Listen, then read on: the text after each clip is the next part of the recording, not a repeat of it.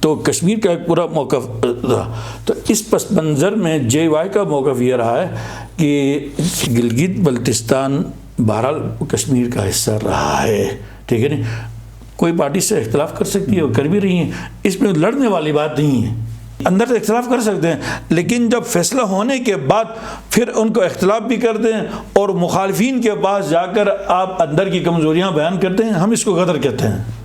یہ تو ہر ایک آدمی تعبیر یہ کرتا ہے. اگر کوئی پاکستانی حکومت سے اختلاف کرے تو یہ تو مناسب ہے, لیکن وہ انڈین گورنمنٹ کے پاس جا کر پاکستان کی مخالفت کرے تو یہ غداری میں آئے گا. یہ پوزیشن میں ہماری کا پوزیشن ہے. البتہ میں الگ الگ بیان کرتا ہوں, ٹھیک ہے نا, اس کو ملا کر مکس اچار بنا لے جس طرح بنا لیں. وہ یہ ہے کہ مولانا فضل الرحمان کا ایک اسٹیٹ موقف ہے, واضح موقف ہے. وہ کیا ہے؟ 5 اگست 2019 کو انڈین گورنمنٹ نے اپنے آئین سے ماورا ایک اقدام کر کے جو کشمیر کے جو اسپیشل اسٹیٹس تھا نا,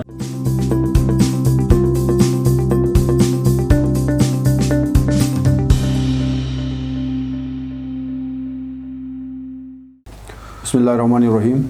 پروگرام ٹاکرا کے ساتھ میں ہوں آپ کا میزبان ایمان شاہ, اور آج ہمارے ساتھ مہمان تشریف فرما ہے مولانا عطاء اللہ شہاب صاحب.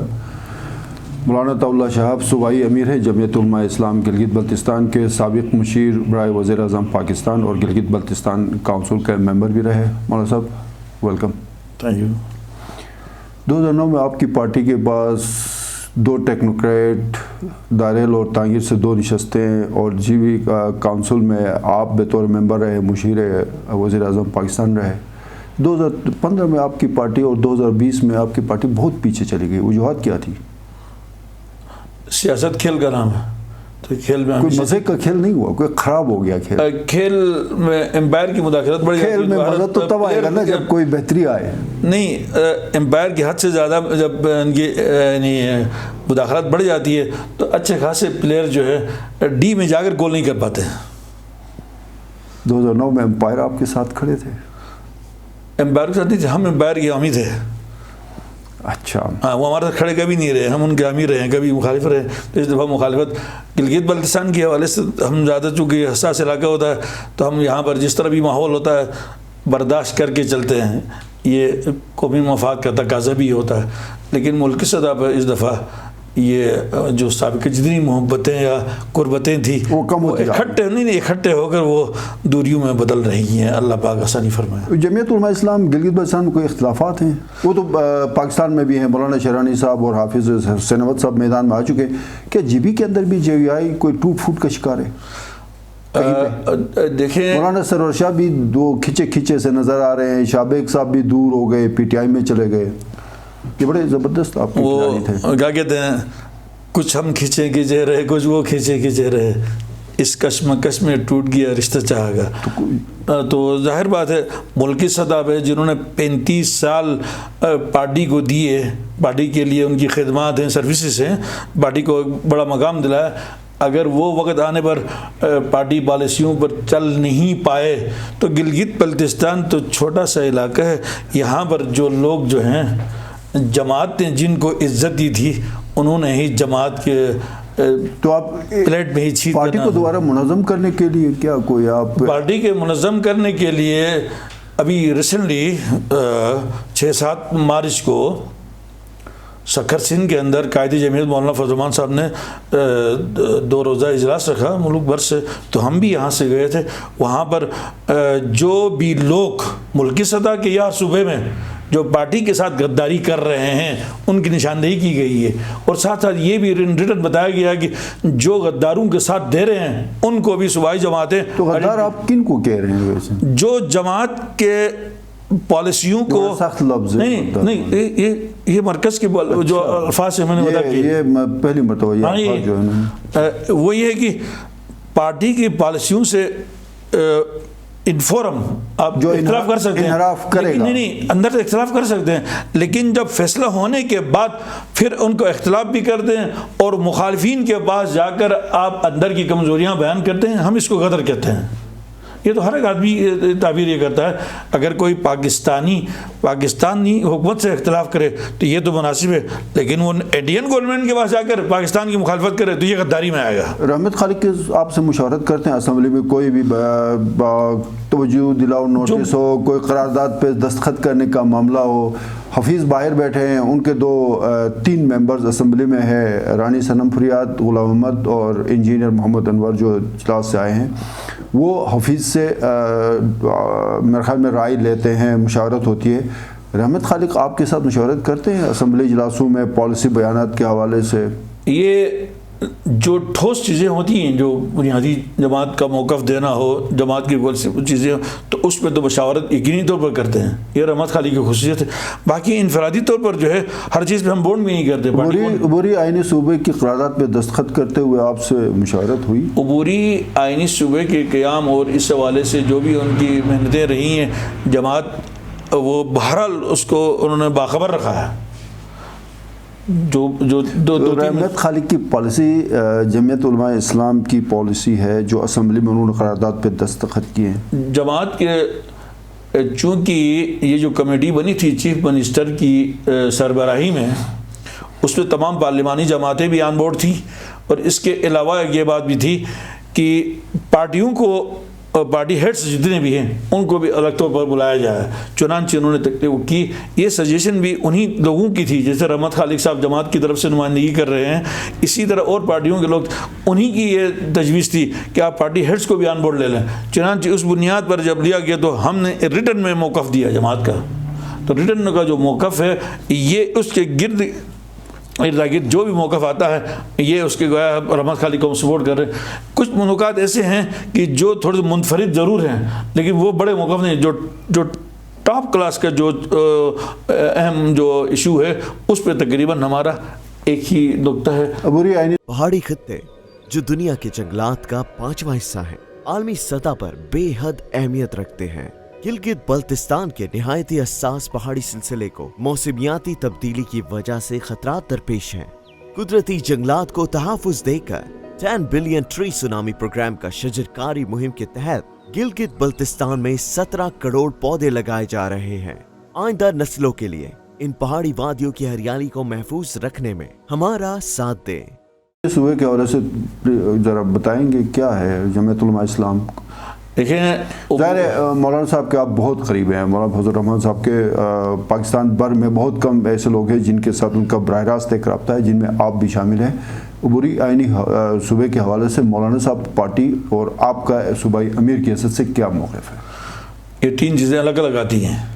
ایک ہے مولانا فضل الرحمان کا موقف, ان کو ملا کے ذرا بتائیں آسانی ہوگی. ملانے کی پوزیشن میں ہماری کا پوزیشن ہے. البتہ میں الگ الگ بیان کرتا ہوں, ٹھیک ہے نہیں, اس کو ملا کر مکس ہزار بنا لے جس طرح بنا لے. وہ یہ ہے کہ مولانا فضل الرحمان کا ایک سٹیٹ موقف ہے, واضح موقف ہے. وہ کیا ہے؟ 5 اگست 2019 کو انڈین گورنمنٹ نے اپنے آئین سے ماورا ایک اقدام کر کے جو کشمیر کے جو اسپیشل سٹیٹس تھا نا, یعنی ان کا آرٹیکل 370 اور آرٹیکل 35A جو ریاست کو تو اس کو بلڈوز کیا اور کشمیر کی حیثیت کو ختم کر دیا. اور اس کے مقابلے میں پاکستان کو اس پر احتجاج کرنا چاہیے تھا, اور احتجاج بھی بہت سخت کرنا چاہیے تھا. اب احتجاج کرنے کی بجائے پاکستان جو ہے ایک یوٹرن لے رہا ہے. 70 سال جس موقف کے لیے پاکستان نے جنگیں لڑی, قربانیاں دی, اپنے سولجرز کے قربانیاں دی, یہاں کے سویلین کی قربانیاں دی, یہاں کی معیشت کی قربانیاں دی, پورا پاکستان کو جھونک دیا. آج جب اس کھڑے ہونے کا ٹائم آیا تو پاکستان بیٹھ گیا. وہ کہتے ہیں تو یہ مولانا فضل الرحمان صاحب کا موقع بتا رہا ہوں میں. اچھا, ان کا موقع بتا رہا ہوں میں, اپنی بات نہیں کر رہا ہوں. چونکہ اتنا شدید اور طاقتور موقف مولانا فضل الرحمان جیسا طاقتور آدمی ہی سامنے لا سکتا ہے, ٹھیک ہے نہیں. تو چنانچہ انہوں نے کہا کہ پاکستان کو اس وقت اس طرح موقف لینا چاہیے, بجائے انڈیا کے مقابلے میں موقف لینے کے انہوں نے گلگت بلتستان پہ ہاتھ صاف کرنے کی کوشش کی. مولانا صاحب کہہ رہے ہیں کہ آپ گلگت بلتستان کو جو کشمیر سے الگ طور پر دیکھ رہے ہیں, یہ بیسیکلی آپ بین الاقوامی جو طاقتیں ہیں ان کے ایجنڈے پہ کام کر رہے ہیں. یہ انڈیا بھی, یہ پاکستان بھی, یہ مولانا صاحب کا موقف ہے. ایک قدم نیچے آ جائے. مثلا ابھی صوبائی حکومت نے بہرحال اپنی قیام کے ابتدائی مہینوں میں پہلے ایجنڈے میں تو ناکام ہو گئے, اب دوسرے کی طرف جا رہے ہیں. جیسے نیشنل پارک تھا نا پہلا, تو جہاں سے بھی کہیں سے بھی اس کو پذیرائی نہیں ملی, اس پہ تنقید ہی آ گئی. ایون اس کے اپنے حلقے سے جہاں سب سے بڑا نیشنل پارک بننا تھا, یعنی دیوسے والا نہیں, اور دوسرا کیا رنگ پربت شاید, یہ جو استور کے جو اندر کے علاقے ہیں منی مرک اور کمری ہو رہی ہے یہ سائڈ, تو یہ اس کا اپنا حلقہ ہے خالد خورشید صاحب. بالکل ہے, جہاں سے وہ الیکشن جیت کے آئے, تو وہاں کی پبلک نے اس کو مسترد کیا. تو اب چونکہ دوسرا قدم انہوں نے کیا اٹھایا, دوسرا کہا کہ جی گلگت بلتستان کا عبوری آئین ہے. لفظ اور جملہ یہ دونوں ظاہر میں خوشنما ہیں. کوئی عبوری صوبے کی مخالفت نہیں کر سکتا. ایک سوشل ورکر ہو, ایک پولیٹیکل ورکر ہو, ایک حالات پر نظر رکھنے والا کو صحافی ہو یا شہری ہو, بہرحال عبوری آئینی صوبے کی مخالفت نہیں کر سکتا. جب اس کی تشریح کی طرف آپ جاتے ہیں تو بہرحال اس میں یعنی پھر نقطہ نظر مختلف ہو جاتے ہیں. اب چونکہ اس میں یہ موقف انہوں نے لیا کہ ہمیں وفاق کی طرف سے ڈیمانڈ کی جا رہی ہے, ہمیں کہا جا رہا ہے کہ آپ اس میں لائیں جلدی. چنانچہ وفاق کی طرف سے ان کو کہا جا رہا, وفاق کو بھی کوئی کہہ رہا ہے نہیں, یہ وفاق کے اندر ہی ہے سب کچھ, جو کچھ باہر سے کہیں کوئی, ظاہر بات ہے. اب وفاق کی تشریح میں آپ شہروں کے نام بدل کے کر سکتے ہیں, ٹھیک ہے نہیں. تو باقی رہی بات یہ ہے کہ اب جب یہ بات آ گئی یہ یہاں پہ عبوری آئین صوبے کی, ایک تو یہ موقف ہے کہ گورنمنٹ نے ایک سٹیپ لیا. اب مختلف جماعتیں ہیں, اس میں جمعیت علماء بھی ہے, اس میں جے وائی بھی ہے. تو جے وائی کا یہاں نقطہ نظر یہ ہے کہ ہم مولانا فضل الرحمان کا جو جینیون موقف ہے کشمیر کے حوالے سے اس کو بھی سمجھ رکھتے ہیں, اور کشمیر جو ایک پوری جو ایک 84,000 مربع میل پر مشتمل جو ریاست کشمیر ہے, جس کی UN میں ڈیفینیشن کی گئی ہے, مقبوضہ کشمیر یعنی جو انڈین جو زیر انتظام ہے, زیر کنٹرول ہے, یا آزاد کشمیر ہے, یا گلگت بلتستان, یہ سارے ملا کر 84,000 مربع میل بنتا ہے. 52,000 انڈیا, 4,000 کشمیر, 28,000 گلگت بلتستان, یہ ملا کے 84,000 مربع میل. دوبارہ سے سوال کروں, عبوری آئینی صوبے پہ جمعیت علماء گلگت بلتستان کا موقف کیا ہے؟ نہیں, میں آپ کو تھوڑا سی یہ میں اس لیے عرض کر رہا ہوں کہ یہ سمجھو کہ اردو میں تو اس کی آمختگیت ہے نا, یعنی ریپیٹ ہے کہ ہم ایک سابقہ ایک بات کو دہراتے ہیں اس لیے تاکہ آنے والی بات ذرا کلیئر ہمیں دوسرے کو سمجھے آسانی ہوگی. تو چنانچہ یعنی اس حوالے سے دیکھا جائے تو کشمیر کا ایک پورا موقف تھا. تو اس پس منظر میں جے وائی کا موقف یہ رہا ہے کہ گلگت بلتستان بہرحال کشمیر کا حصہ رہا ہے, ٹھیک ہے نہیں. کوئی پارٹی سے اختلاف کر سکتی ہے اور کر بھی رہی ہیں, اس میں لڑنے والی بات نہیں ہے پارٹی. اب کئی سالوں کے تلخ تجربات کے بعد یہ قرارداد مسلم لیگ نون نے اپنے دور میں بھی اس کو عمل لایا. سرتاج عزیز کی سربراہی میں ایک کمیٹی بھی کانسٹیٹیوٹ کی وزیر اعظم نے, اور اس میں ورک بھی کیا, اچھا خاصا ورک کیا. اور آج جو حکومت نے جو کمیٹی یہاں بنائی چیف منسٹر کی قیادت میں, ان کے سامنے اگر کوئی چیز ہے وہ بھی سرتاج عزیز کی کمیٹی کی رپورٹ ہے, وہ بنیاد فراہم کر رہی ہے ان کو. یہ بنیاد اس سے پہلے پیپلز پارٹی کے دور میں کام ہوا, اس سے پہلے بھی یہاں پر اسمبلی نے قراردادیں پیش کی, بہت پہلے سے. جب یہ اسمبلی یعنی لیجسلیٹو اسمبلی تھی تب بھی یہ پیش ہوا, مشرف کے دور میں بھی یہ پیش ہوتا رہا, جب یہ ناردرن ریاست کونسل تھی تب بھی یہ پیش ہوتا رہا. یہ 5-6 دفعہ یہاں گلگت بلتستان لیکن اس قرارداد میں کافی جو ہے وہ تبدیلی آ گئی, وہ طاقتیں کھڑی ہیں. اب اس میں بس اس میں ایک فرق ہے, اس سے مختصر یہ کہیں کہ اس سے پہلے جب بھی قرارداد آتی تھی تو اسلام آباد تک یہ قرارداد پہنچتے کئی جمپ پہ آتے تھے. اب سارے جمپ ہٹا دیے, راستہ صاف ہو گیا. اب راستہ گلگت اسلام آباد راستہ کوئی اتنا اچھا نہیں ہے, لیکن ابھی قرارداد والا راستہ صاف ہو گیا. قرارداد کا راستہ فضائی راستہ ہے, تو اس میں جتنے جمپ آئے تھے نا, جمپ جہاں جانے تھے, تو پہلا جمپ تو جڈیال میں ہی آ رہا تھا, اس کے بعد آ رہے تھے نا, تو یہ جتنے جمپ تھے وہ سب صاف کر دیے گئے ہیں. اور جب صاف ہو گئے تو لہذا, لیکن اس کے باوجود ہمارے وزیر اعلیٰ صاحب دوڑتے ہوئے وہاں نہیں پہنچ سکے. مصنف بھی ہیں, کالم نگار بھی ہیں ماشاءاللہ, اور شاعری سے بھی آپ کا بڑا زبردست لگاؤ ہے, فی البدی بھی جو ہے نا آپ بولتے ہیں.